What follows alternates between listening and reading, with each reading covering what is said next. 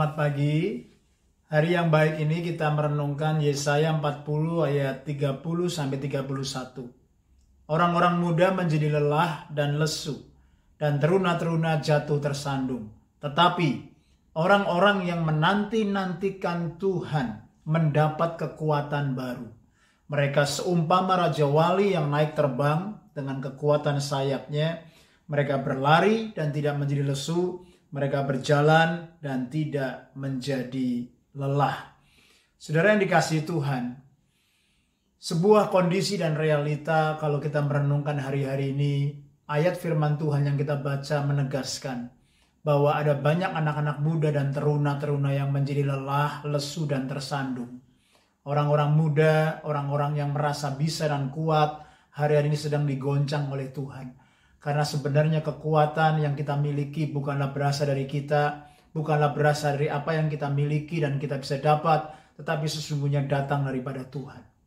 Lalu ayat 31 saudaraku mengakhiri saudaraku dari perikop Yesaya 40 ini tentang saudaraku prinsip yang sangat luar biasa, yaitu prinsip menanti-nantikan Tuhan.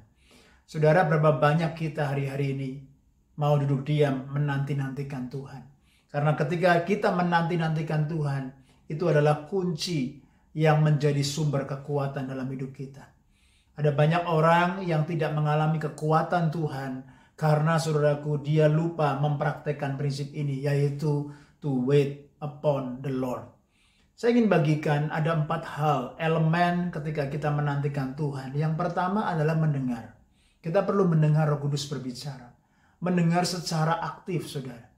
Orang yang menantikan Tuhan, menunggu, itu cenderung saudaraku orang bisa cepat bosan. Kalau kita suka menanti, menunggu biasanya bosan. Tetapi itu wait upon the Lord. Kita harus bisa mendengar Tuhan mau bicara apa. Jadi kita mendengar dengan aktif saudara ya. Kita mau mendengar Tuhan berbicara apa. Lalu yang kedua adalah refleksi diri kita. Ya lewat firman yang kita baca, lewat pembelajaran yang kita alami dalam 1 minggu, 1 bulan, atau dalam momen ini, Tuhan mau bicara apa? Refleksinya, ya. Apa yang seharus berubah? Apa yang seharus bertumbuh? Ya, refleksi tentang cara pandang siapa Tuhan dalam hidup kita, ya. Lalu yang ketiga adalah untuk kita lebih bergantung lagi sama Tuhan. Kita mau sadar bahwa hidup kita bukannya aku lagi, bukan dengan kekuatan aku, tapi aku mau bergantung kepada Tuhan. To depend, to trust God. Sebab kita mengenal bahwa dia Allah yang dapat kita percayai. Lalu yang keempat, terakhir adalah to worship. Kita menyembah Tuhan. Ya, kita benar-benar saudaraku menanti-nantikan Tuhan. Dengan kita belajar to listen, to reflect, saudaraku to depend, and then to worship God. Menyembah Tuhan dari hati kita.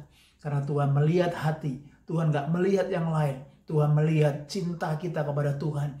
Semakin bergantung kepada dia. Semakin menanti-nantikan dia.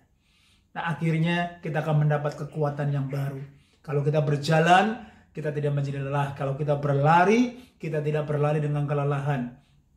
Kita tidak mengalami running on empty, bahkan kita nggak running after emptiness. Tetapi kita mengalami renewal energy, kekuatan yang dibaharui. Sehingga bukan dengan kegiatan fisik kita berjalan dan berlari lagi, tapi Tuhan akan membawa saya dan saudara terbang dalam kekuatan sayapnya.